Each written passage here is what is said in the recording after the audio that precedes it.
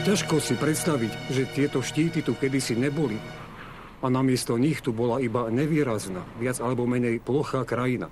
Tatry boli vtedy ešte akoby zakliaté hlboko v útrobách zeme. Gigantické holotvorné síly ich na svetlo sveta dvíhali viackrát. Možno preto, aby sa medzi tým nadýchli a napokon ich vyzdvihli nad všetky ostatné pohoria Karpatského oblúka.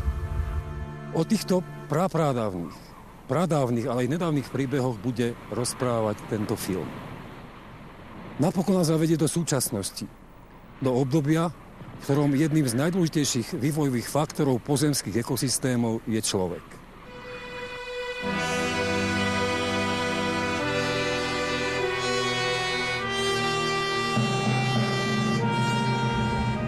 Najvýznamnejšími činiteľmi, ktoré stvárnili povrch Tatier do dnešnej podoby, boli ľadovce, sneh a mráz v dobe ľadovej. S niekoľkými prestávkami, dobami medziľadovými, trvala takmer 2 milióny rokov. Výsledkom sú ostré štíty, úzke hrebene, hlboké ľadovcové kotly s plesami, ľadovcové doliny a mnohé ďalšie fenomény erózno-denudačnej činnosti zaladnenej krajiny.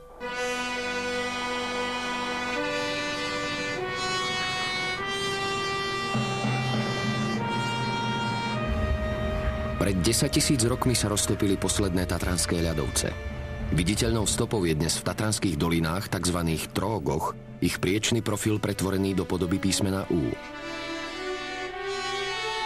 K ďalším stopám zaľadnenia patria napríklad blúdivce alebo blúdne balvany, často na tých najneočakávanejších miestach, kde ich odtransportovali a zanechali topiace sa ľadovce. Po dlhom čase sa do Tatier opäť vrátil život.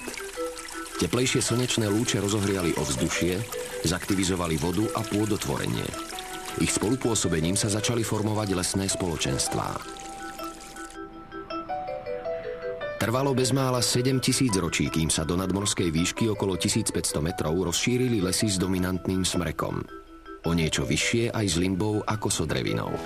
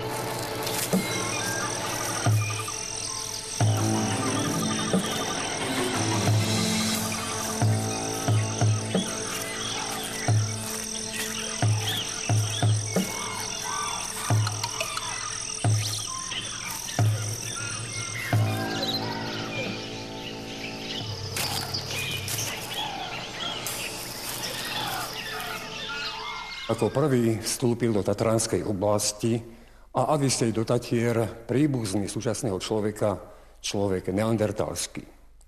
Tu, v Podtatranskom múzeu v Poprade, jestvujú dôkazy o jeho prítomnosti na nedalekom hrádku pri Gánovciach.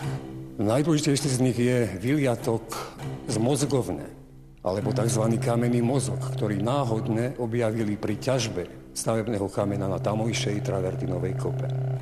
Je zaujímavé, že ide vôbec o prvý artefakt dokazujúci prítomnosť človeka na území celého bývalého Československa. Je starý 120 000 rokov.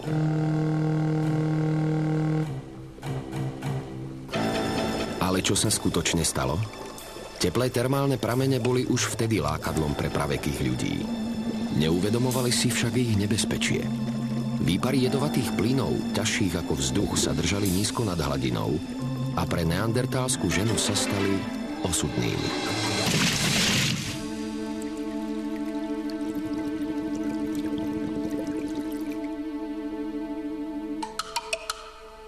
Travertín vzniká vyzrážaním uhličitanu vápenatého pri pramenoch minerálnych vôd.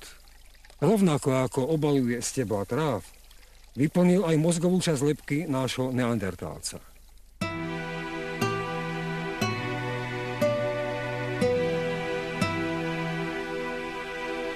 Je dokázané, že údolie rieky Poprad je odpradávna významnou migračnou cestou, a to nielen živočichov a rastlín, ale aj ľudských kultúr.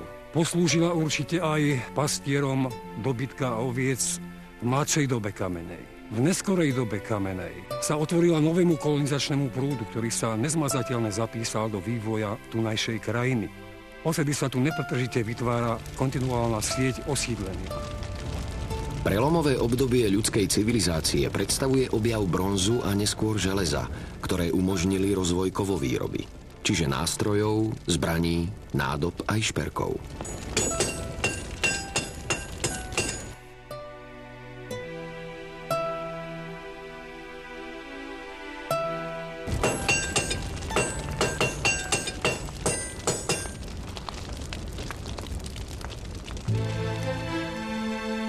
Trvalejšie obývanými lokalitami bola plošina nad Veľkou žltou stenou pri dnešnej Tatranskej Polianke a návršie nad Veľkým Slavkovom, pomenované Burich. Sú pamiatkou na prítomnosť Keltov, ktorí kedysi tu na Burichu mali opevnené hradisko. Dôkazom osídlenia v období sťahovania národov na prelome 4. a 5. storočia je hrobka germánskeho veľmoža, ktorú objavili v Matejovciach pri Poprade. V 8. storočí prišli do podtatranskej oblasti Slovania.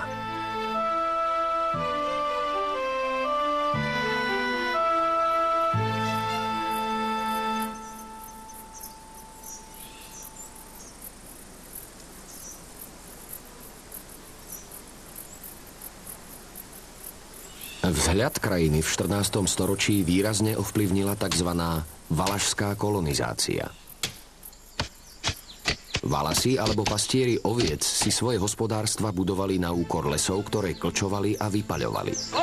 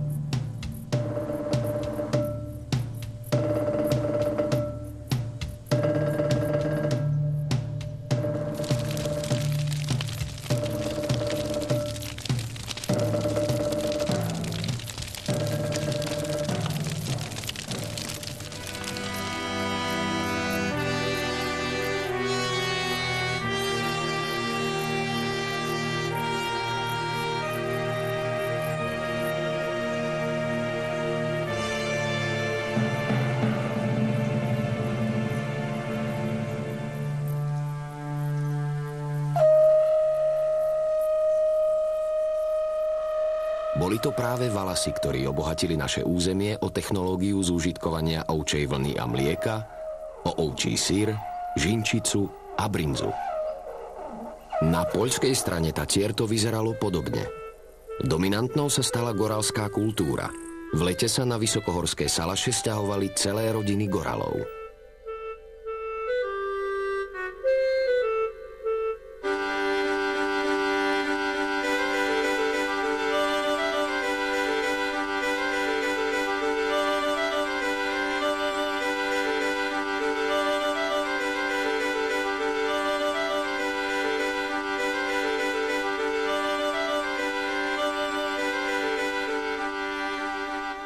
Názov Tatry sa spomína prvýkrát v starých spisoch z roku 1086 v podobe Trity. Slovenský jazykovedec Samuel Cambel ich odvodzuje zo slovanského slova Tatra, čo znamená neúrodná, kamenitá zem. Maďarský slávista Jan Melich ich odvodzuje zo slovanského slova Trtry, čo znamená brala. Nemeckí kolonisti v 13. storočí ich nazvali snežnými vrchmi. Výsadné postavenie pri hospodárskom využívaní Tatier malo mesto Kežmarok, v ktorom sa povedľa slovanských starousadlíkov usadili nemeckí kolonisti už v 12. storočí. Zlatými písmenami sa do dejín Tatier zapísal Kežmarok pri objavovaní tatranských dolín a končiarov. Profesori a žiaci kežmarskej školy navštevovali tatranské doliny už v druhej polovici 14. storočia. Odvtedy jestvujú upravované chodníky napríklad k zelenému a bielému plesu v doline Kežmarskej Bielej vody.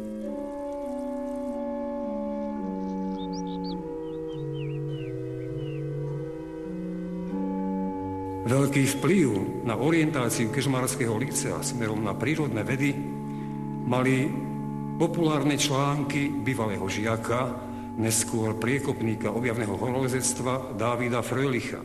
V druhej polovici 17. storočia vystúpil 18-ročný študent Daniel Špér alias Simplicissimus so spoločníkmi na Kežmarský štít. V polovici 18.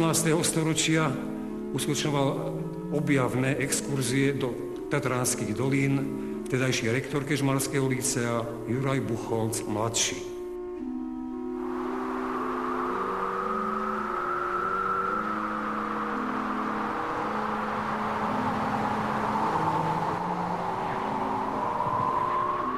Tatry a Chýr o ich prírodnom bohatstve už od 17.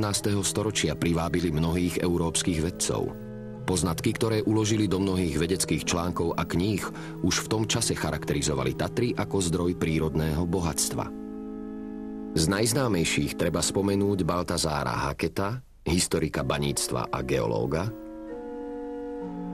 Görena Walenberga, švédskeho lekára a botanika, Roberta Townsona, anglického botanika, Albrechta Sidova, nemeckého topografa, aj Stanislava Stašiča, poľského vedca a literáta a mnohých ďalších.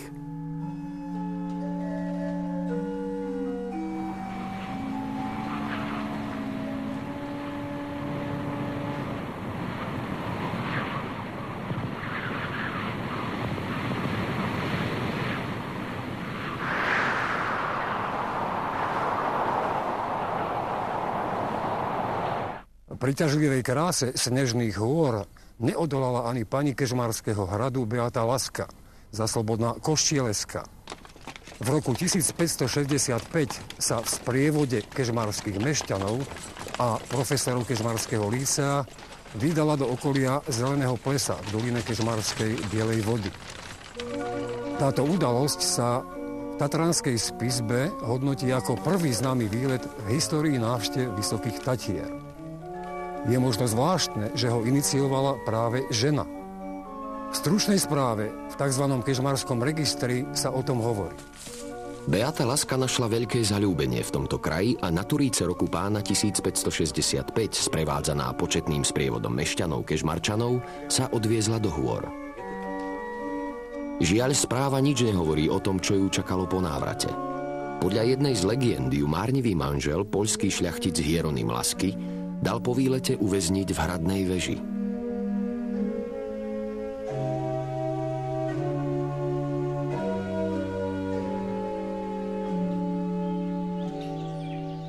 Najstaršou tatranskou osadou sú Smokovce, presnejšie Starý Smokovec.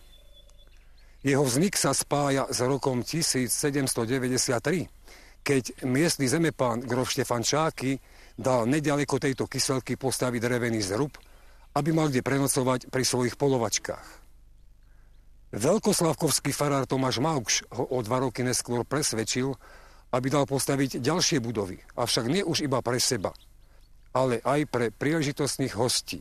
Ani jeden z nich sa vtedy nenazdal, že kladú základy výstavby tatranských turistických ubytovní.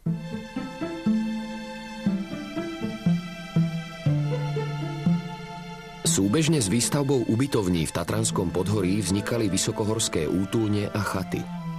Najstaršou z nich je Rainerova chata pod Studenými dolinami, ktorú nechal postaviť v roku 1863 Ján Juraj Rainer, veľký propagátor tatranskej turistiky.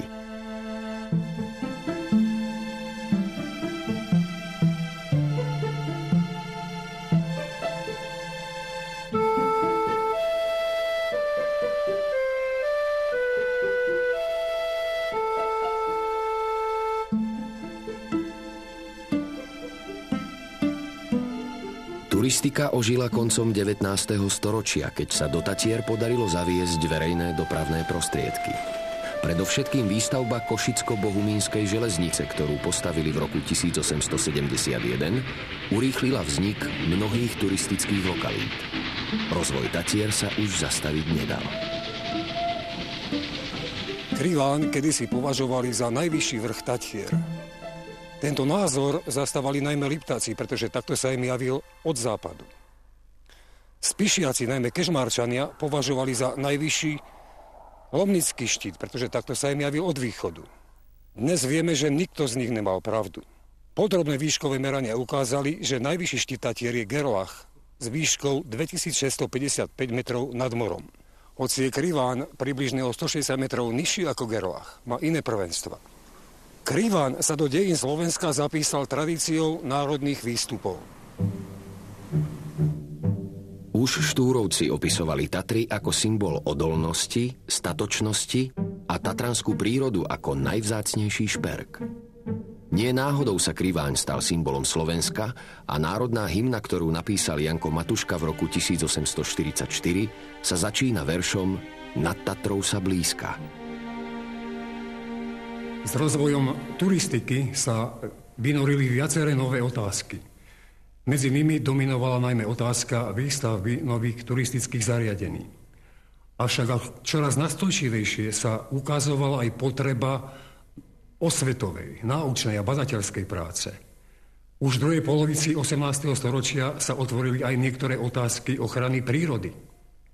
Všetky tieto problémy si vzal na svoje plecia uhorský karpatský spolok, ktorý založili v roku 1873 v Starom Smokovci. Ide o najstarší spolok tohto druhu vo vtedajšom Uhorsku.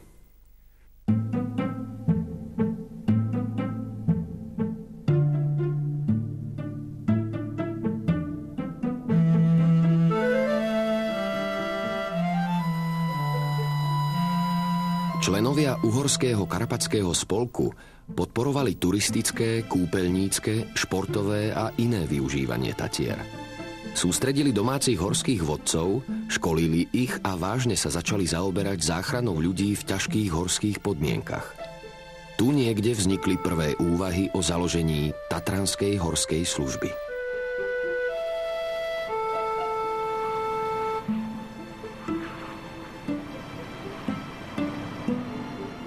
Významným výsledkom činnosti tohto spolku bolo založenie prvého Tatranského múzea vo Veľkej v roku 1882. Jeho pokračovateľmi sú dnes dve ustanovizne. Podtatranské múzeum v Poprade a Múzeum Tatranského národného parku v Tatranskej Lomnici, založené v roku 1953. Od roku 1994 ho spravujú štátne lesy Tanapu v Tatranskej Lomnici ako bezprostrední dediči tradície výskumu a uchovávania duchovných hodnôt z územia Tanapu.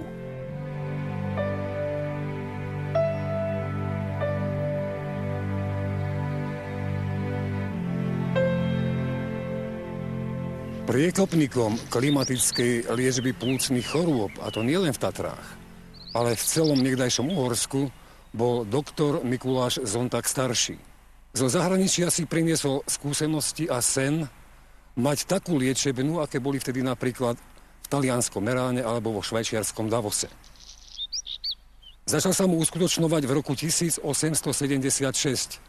keď za pomoci ochotných urbárnikov z Veľkého Slávkova a nezištnej pomoci staviteľa Antona Müllera postavil v Novom Smokovci prvý kúpeľný dom. Čistý tatranský vzduch, priaznivé účinky lesa a vysokohorskej klímy boli základným predpokladom klimatickej liečby v Tatrách. Čoskoro vznikli ďalšie kúpeľné domy, ktoré slúžili celoročne a nie iba v letnej sezóne. Zimné pobyty pacientov zatraktívnil doktor Sonták dovozom lyží zo škandinávskych krajín. Návštevníci Smokovcov boli nadšení aj možnosťami sánkovania. Neskôr v jeho práci pokračoval syn, Mikuláš Sonták mladší.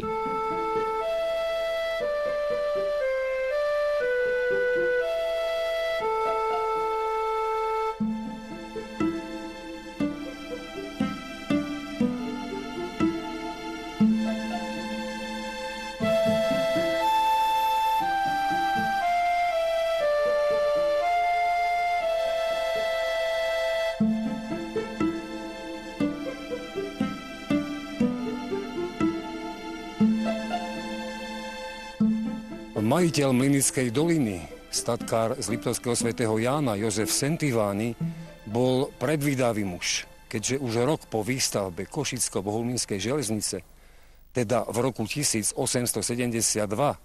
dal na brehu Štrbského plesa postaviť jednoduchú drevenú chatu.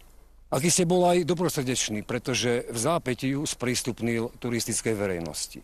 Sám ako nadšený turista a obdivovateľ tatranskej prírody správne predvídal, že táto oblasť čoskoro pritiahne aj náročnejšiu klientelu. Preto tu dal vybudovať aj honosnejšie objekty. Nemohol však tušiť, že táto lokalita, táto osada sa raz stane aj jedným z najchýrnejších lyžiarskych tatranských stredísk.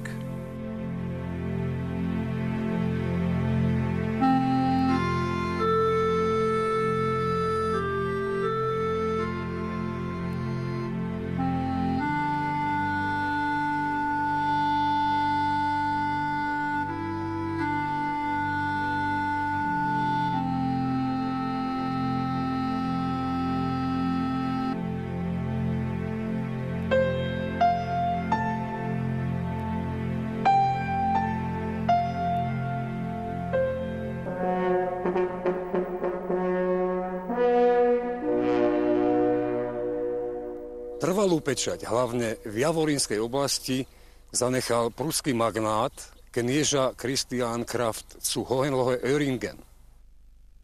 Pri svojej prvej návšteve sa mu tu tak zapáčilo, že od vtedajšieho majiteľa Javorínskeho lendáckého pánstva Aladara Salamona kúpil tunajšie pozemky. Jednoznačne ho sem prihnala polovnícka vášeň. Kvôli nej nechal v roku 1883 postaviť aj tento drevený zámoček.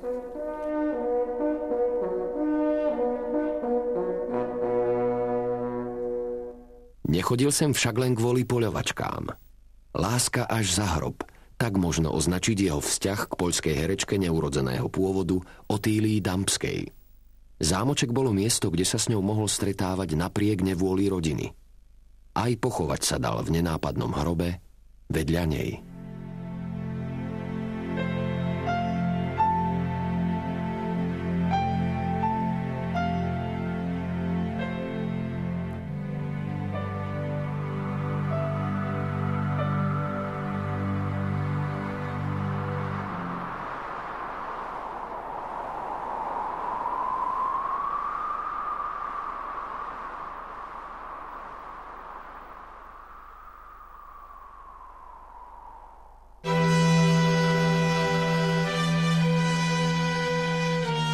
Osobitou kapitolou tatranskej histórie sú zbojníci, prevádzači a pašeráci, o ktorých sa tradujú na oboch stranách Tatier nespočetné mýty a legendy. Cez poľský hrebeň či Hladké a Tomanovo sedlo prevážali svoj kontraband za pomoci koní. Jedna z legend sa stala predlohou pôsobivého slovenského filmu Noční jazdci.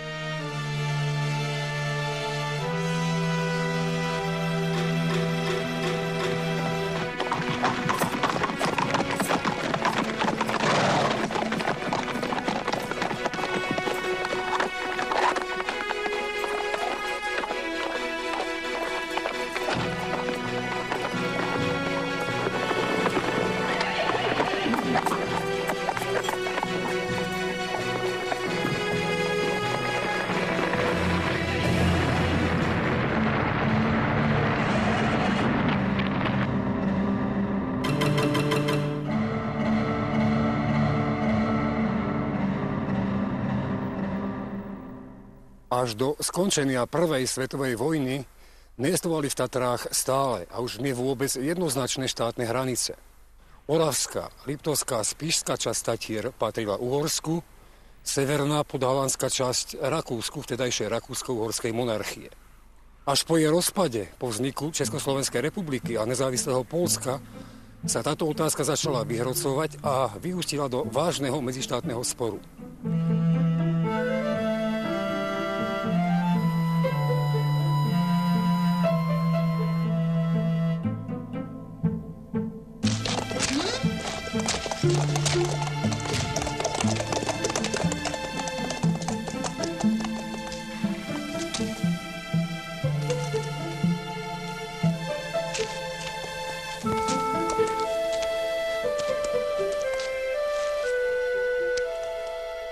Nasledovali zdĺhavé rokovania, ktoré vyústili v roku 1924 podpisom tzv. Krakovských protokolov.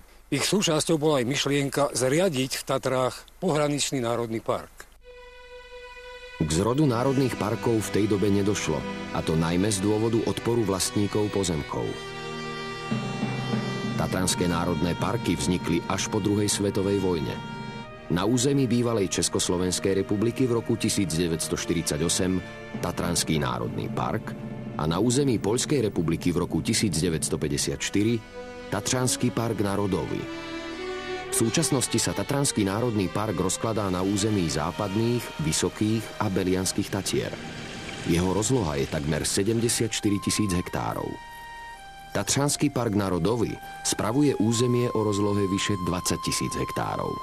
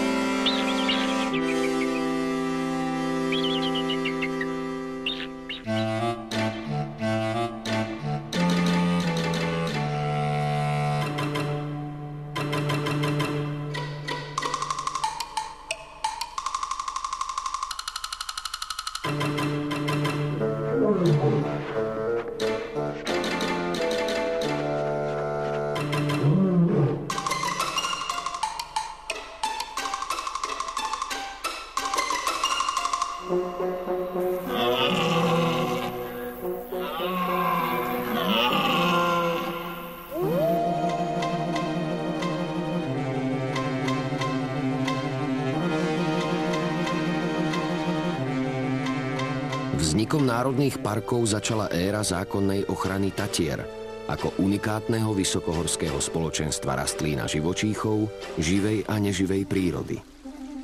Zákon okrem iného stanovil zachovať prírodné útvary v pôvodnej podobe, zachovať estetický ráz krajiny, poskytnúť rastlinným a živočíšnym spoločenstvám ochranu a možnosť nerušeného života a vývin v pôvodnom prostredí.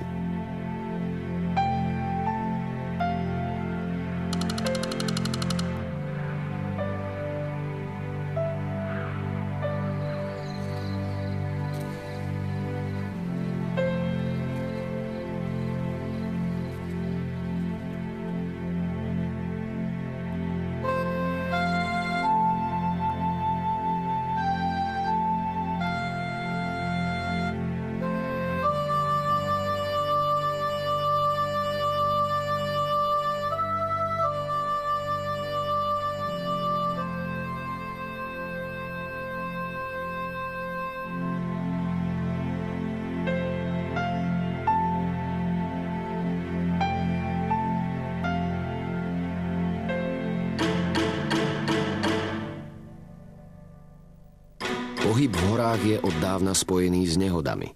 Nezriedka i so smrteľnými úrazmi. Počet úrazov a tragických nehôd sa veľmi zvýšil s rozvojom horolezectva na prelome 19. a 20. storočia a vynútil si zriadiť v Tatrách osobitnú Tatranskú dobrovoľnú komisiu pre záchranné práce.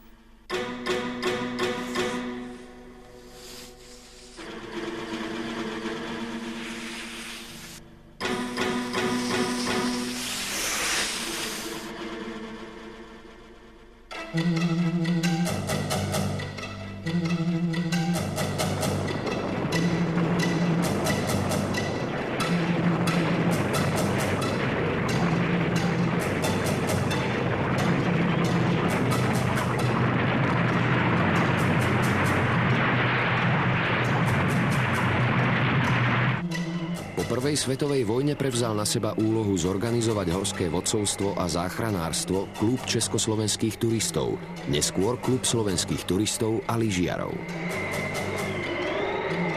Prelomovým rokom vo vývoji Tatranskej horskej služby bol rok 1950, keď v Hornom Smokovci začali činnosť prví záchranári profesionáli. Vyše 1000 ľudí zahynulo v týchto horách. Mŕtvým na pamiatku, živým pre výstrahu je veľavrávnym motom symbolického cintorína tu v tomto limbovom háji pod Ostrovou. S myšlienkou zradiť obetiam Tatier prišiel český maliar, horolezec, lyžiar a spolunajomca chaty pri Popradskom plese Otakár Štafo s manželkou Vlastou. Prvýkrát uverejnil výzor tohto objektu v roku 1930.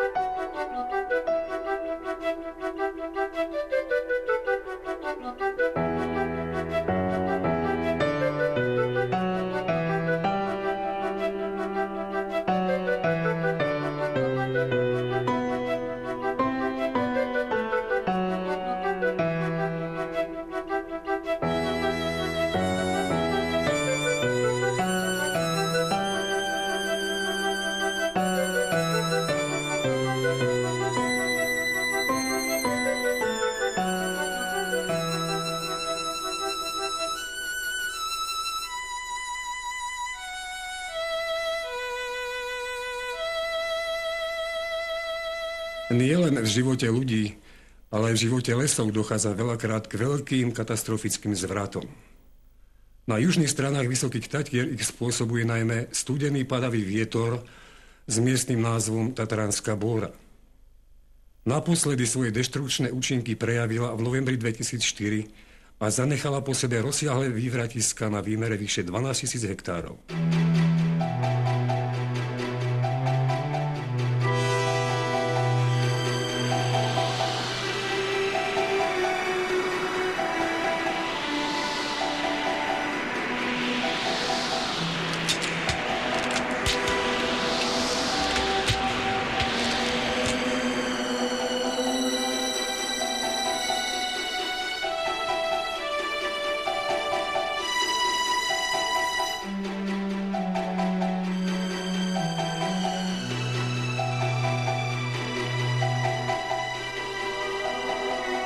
Tatranská bóra od vekov pustoší tento kraj. Opakuje sa síce nepravidelne, ale zákonite. Kalamita podobného rozsahu v 20. storočí bola v roku 1915.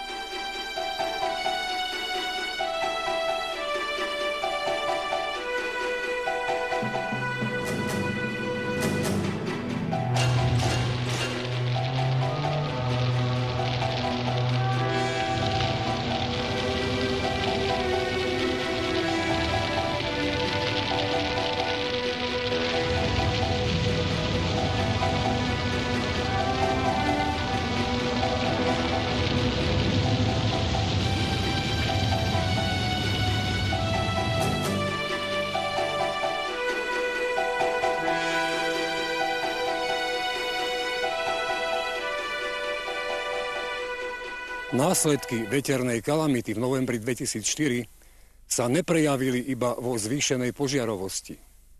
Oveľa vážnejším nebezpečenstvom pre vývoj tatranských lesov je premnoženie podkorného hmyzu.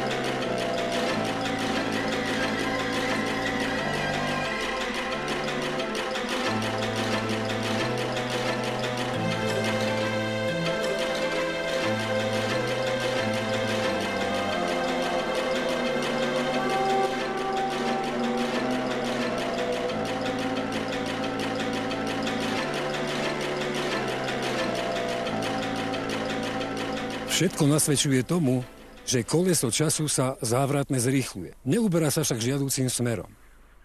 Človek stojí na rázcestí.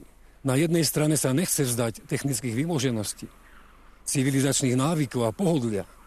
Na strane druhej čoraz hlbšie poznáva, že pozemské, najmä krehké, vysokohorské ekosystémy nie sú schopné tolerovať jeho nároky.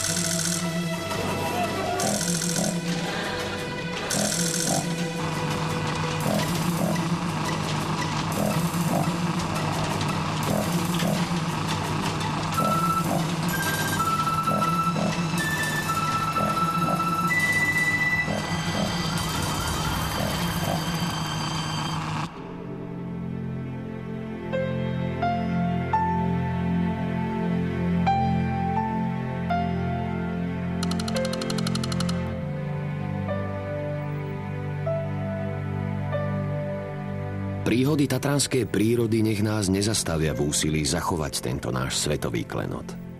Človek je jeho súčasťou, ale jeho činnosť nech je v súlade s prírodnými zákonmi, ľudskou múdrosťou a skúsenosťou odborníkov i zodpovednosťou politikov.